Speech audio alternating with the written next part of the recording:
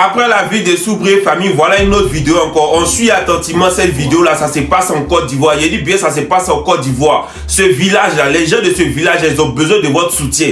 Donc partagez en tas. Il dit bien partagez au maximum cette vidéo là. On écoute s'il vous plaît. Voilà, voici notre marigot. C'est ici on vient puiser l'eau. Vous voyez la famille. Voici où on vient puiser l'eau là. Ici on vient puiser l'eau. C'est l'eau sale en bois. L'eau sale en bois dans le village.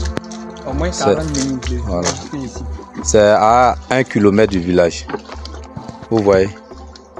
Imaginez les vieilles, les mamans qui quittent là-bas pour venir puiser l'eau. Elles chargent bidon 25 litres pour charger. Ici, vous voyez. C'est comme ça on puise l'eau. C'est ici. Comme je l'ai dit avant le début de cette année, lorsque le président Ouattara va venir s'arrêter devant nous pour parler de ses vœux là, il va venir toujours avec des chiffres. Il va venir dire oui, tel nombre de villes, il y a l'électricité, tel nombre de villes, il y a l'eau, tel nombre d'écoles ont été construites, tel nombre d'hôpitaux ont été construits, etc., etc. Il va donner des chiffres, mais voilà une réalité. Et ça là, c'est une des réalités. Parce que moi-même, je suis de Saoué, je suis à Bidji de Saoué. Mon village se trouve à 80 km d'Abidjan. Mon village est au bord de l'autoroute du Nord. Au bord de l'autoroute du Nord. Dès que tu dépasses Libou, sur 2-3 km, voilà l'entrée de mon village. On n'a pas d'eau potable dans mon village. On n'a pas d'eau potable. Dans moi-même, mon propre village, on n'a pas d'eau potable. Les gens de la SODECI sont venus déposer les tuyaux. Ils sont venus déposer les moumins. Ils ont enterré les tuyaux au parc. Ils sont partis depuis 2016 jusqu'à Nibi. Il n'y a pas l'eau. Il n'y a pas eau courante dans mon village. Dans moi, mon propre village, il n'y a pas eau courante. Heureusement que dans mon village, on a une bonne source d'eau. Et les parents vont s'approvisionner là-bas. L'eau, elle est claire, elle est pure. Donc les parents vont s'approvisionner là-bas. Mais regardez ce cas-là. On dit non, on va construire des hôpitaux. Aujourd'hui en Côte d'Ivoire, on fait plus de 5 km sans croiser un hôpital. Aujourd'hui en Côte d'Ivoire, les enfants ne vont plus très loin pour voir à l'école. Donc vous allez envoyer des instituteurs, vous allez envoyer des médecins, vous allez envoyer des sages-femmes, des équipiers. Et puis c'est l'eau sale, ils vont boire pour dormir. C'est l'eau sale, ils vont faire les cuisines. L'eau que toi-même présides. Si on te dit de prendre pour te laver, tu as refusé là. Et ça, tu donnes aux gens pour boire.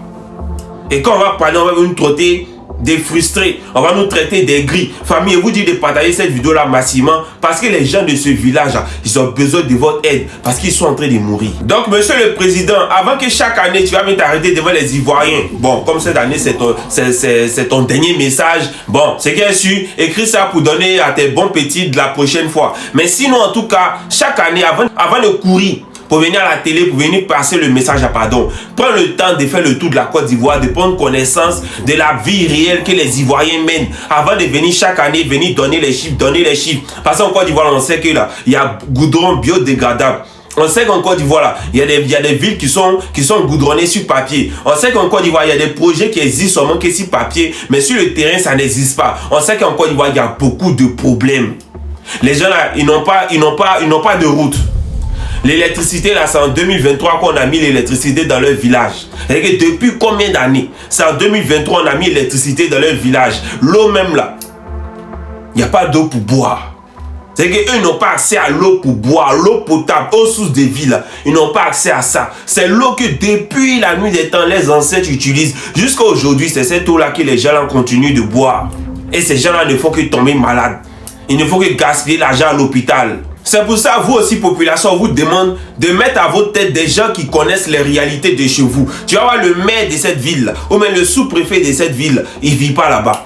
Il vit à Abidjan. Il a une grosse villa quelque part à Cocody ou bien quelque part à Makori où il est tranquille, alors que les gens qui l'administrent sont dans la souffrance, sont dans la douleur. Quand vous voulez choisir un maire, quand vous voulez choisir un député, quand vous voulez, même le sous-préfet, malgré que le sous-préfet, il est affecté par l'État, mais quand même, proposez toujours des gens qui viennent de chez vous, qui connaissent vos réalités.